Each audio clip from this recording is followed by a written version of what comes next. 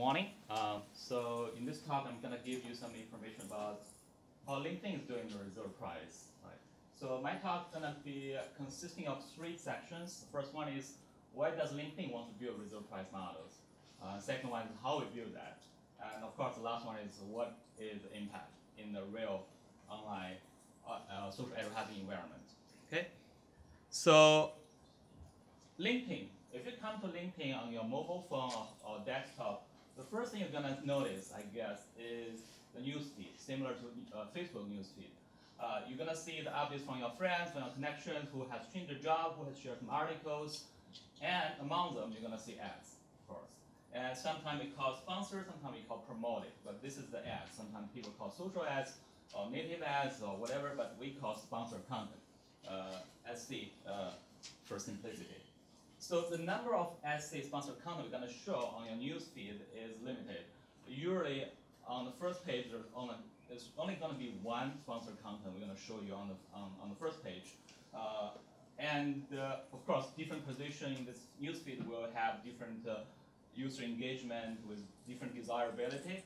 And how can we allocate these ads among different positions? The auction becomes very, very natural choice, right? Just like any ads auctions. Okay, so before we dive into the details of the reserve price, let's take a look how the LinkedIn sponsored content auction works. So the nice thing about LinkedIn, or maybe even Facebook, is that we call ourselves social advertising. The good thing is we know who you are, and we allow advertisers to target you based on a very much rich user profile, which company you're working on, what is your job title, your work experience, your age, gender, your years of experience, anything that you have given to the companies, right? So, like any other standard ads auction, so first of all, the advertiser will specify some targeting criteria like geo, title, skill, whatever, and offer some bid, which usually is called their maximum willingness to pay for a single click, which B1, B2, different advertiser may offer different max bid, right? Then at LinkedIn, we run a generalized second price auction, GSP auction. So every advertiser and his campaign is being eventually rank ordered by something we call quality weighted bid. It's not just the original CPC, cost per click, it's a quality weighted bid. Sometimes you use CTR, sometimes you use some other more complex formulation to compute the final ranking score, right? Then the winner will be shown to the user in the first slot and next slot, and so on and so forth. And important thing is for GSP is the winner is only going to pay the second highest bidder's price. That's what we call GSP, right? Okay. So, but why? And what is reserve price? Reserve price is the minimum bid you have to offer to enter the auction, right? This is also the minimum price you have to pay if the second winner's bid is below this reserve price. But why do we need reserve price? Usually, we need reserve price to protect the inventory. So especially in the market when the demand is low, you don't want to just sell for too cheap, right? Just like eBay, you sell something on eBay, you set minimum price. I don't want to sell below this minimum price, right? And often it's used for revenue optimization because if the reserve price is too low, you lose the price support for your auctions. If the reserve price is too high, the advertiser is going to be discouraged and they're going to churn or even abandon the campaign creation. Okay, so but why reserve price for LinkedIn? So here's a bit of history. So when LinkedIn initially launched this sponsored content ads format, we were using a rate card, a manually defined rate card, which specified the price for different geographic regions with some additional markups. So for example, if you're targeting all the US users, probably the reserve price is $2. But if you're targeting US users with the title CXOs, it's $2 plus some additional X dollars. That's the markup, right? So after many years, the market has changed dramatically, that the rate card cannot reflect the real market dynamics anymore, right? That's the reason why we need a data-driven reserve price to reflect the market dynamics. And of course, we also want the reserve price to be able to protect our inventory, because the data we believe is valuable, and we really want to make sure that we're not losing the protection for the inventory, especially in market with low liquidity. And finally, it's about scalability issues that we're dealing with hundreds of millions of ad requests every day, and the market is changing every day. So we really want to have an approach that we can have a reserve price that's being dynamic every day, or maybe every few minutes, a few hours, that can reflect market dynamics. So that's the whole motivation. We want to build a data-driven reserve price. Okay. So this talk, next, what I'm going to do is give you a high-level overview about a regression model we built to predict the beta's distribution so that we can set a reserve price at each individual user level. And then the next step is to combine this information to produce a segment-level reserve price for each individual campaign, because in this case, each campaign is targeting an audience segment with different profile attributes like age, gender, geolocation, or industry experience. And finally, we're going to give you some overview about the field experiments we have been running for both emerging market and advanced market in the multiple quarter time period with over 50,000 campaigns. So it's pretty big, large-scale experiment we are running for multiple quarters in order to justify both the short-term and mid-term impact. Okay, so reserve price optimization, how we do that? So now you know the motivation, how do we do that? The approach is actually very simple once you saw that, but actually it's not straightforward at the very beginning. It's because we're targeting an audience. So the reserve price is defined at audience level, but audience consists of each individual users. Each individual user, we believe, should have a price tag. Maybe I'm worth $10, the other guy may be worth only $2, right? So that's why we believe that the first thing we're going to do is to leverage traditional reserve price model and theory to build a price tag for each individual user. We view them at each individual unit in the auction marketplace. Then, given all the price tags for each individual user, once you have a campaign with the audience segment, and the way how we derive the overall reserve price is to compute the aggregation. The aggregation can be defined as a quantile, right? It can be a median price among all the audience you're targeting, can be a 95% quantile, can be 20% quantile, depending on some market supply demand or even business requirement. And then we serve this one at the final reserve price. So we're going to show to the advertiser when they are creating the campaign in the first place, which means when the advertiser creates a campaign, they cannot bid below the final campaign level price, which is a explicit price, but user level price is behind the scene. It's a hidden price. But that is used to derive the campaign level price. Okay, so this is a two-stage high-level approach to derive the campaign price. So of course, like many research, there has to be many assumptions in order to derive a reserve price. So optimal reserve price. So here we also made our assumptions, many assumptions, as you can see. First one, advertiser valuation distribution is known. It's known because we have historical data. We can fit distribution. We assume this is known. And in many reserve price research, the distribution is assumed to be log normal. And we do analyze many campaigns, bid history, and for many of them, the log normal fits the distribution reasonably well. Not always, but reasonably well. And the third one is a very big assumption is advertiser bid their true valuation, which in many cases may not be true because for GSP, we all know that it's not truth-telling auction.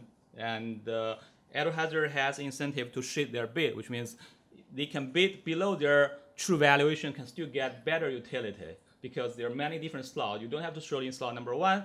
If you choose in slot number 2, you still get better utility, right? So that's why we call bid shading. But in this case, we actually will assume that advertisers are likely to bid their true valuation in this specific application. The reason is that because for LinkedIn sponsored content on the first page, we usually only show one ad, right? So which also means majority of your impressions, if you're running a campaign, is coming from slot number 1. So which means practically you should have the incentive to bid your true value to get your ads into slot number 1. That's why in practice, we feel that this kind of GSP auctions for the specific application scenario somehow is asymptotically equivalent to a VCG, a weekly club we see Clark's growth auction, which is second price auction for single unit, right? That's a very big assumption, fits the specific application scenario. Now, with all these assumptions, we can leverage this very famous Mersenne optimization reserve pricing formula developed in the 1980s. Assuming you have reserve price R and you know its distribution, both the CDF and the PDF, and the optimal reserve price R star can be derived from this formula. So actually, if you move this from the left to the right, you will minus. This is called virtue evaluation. The theory is that if an optimal option will allocate the item or unit to the bidder with the highest virtue valuation. And if the virtue valuation is negative, then there's no auction happening. So that's why when you set this to be 0, then you get the optimal reserve price for that single unit. So in this case, our single unit is a user, right? Okay, so how do we find the distribution? And one option is you look at historical bidding auction data, you fit the distribution non-parametric, and what we're doing is we know who you are, we know your profile, we know historical bidding auction data, we build a regression model, right? So assuming the log normal distribution, and we use X to represent each individual user, the profile, entire profile information, and following the assumption that the bid is close asymptotically equal to the true valuation, then we can solve this regression model. We get to the coefficient beta, which means given the coefficient beta and every individual user's profile, we can predict their mean and variance of the bid distribution using this regression model, right? So which means for any even new user, which we have not seen before, we can still make a prediction about the bid distribution. The regression model basically gives us the mean and the variance of the distribution, right? So once we have this regression model, we make a prediction, then we just leverage this formula and we can compute the optimal reserve price for this individual user. Because this regression model is built for each user, and we can do this in a very large-scale parallelized fashion. And in practice, we also build this model for different geo market. So different geo market, we have different models to make it more accurate. So in practice, we observe the R square for this regression model is around 0.75 to 0.8. So that's the R square we observe. Okay. So with each one being associated with the price tag, now it's a campaign level reserve price. This is the price we're going to show to the advertiser when they are creating their campaign in the UI. And so the idea is very simple as I just mentioned. So it's aggregation of audience. Since each one has price tag, we just do aggregation. The aggregation can be as simple as the average price, median price, but in mathematics, it's just a quantile. So you define a quantile P, and which usually is something that can be configured through your online A/B test. Whenever you have any different business demand, you have different P, and you have different quantile to dynamically change the reserve price. Okay. Okay. So implementation. This is how we do that in the system from the system perspective. Offline, online as always. Offline, you take the log data.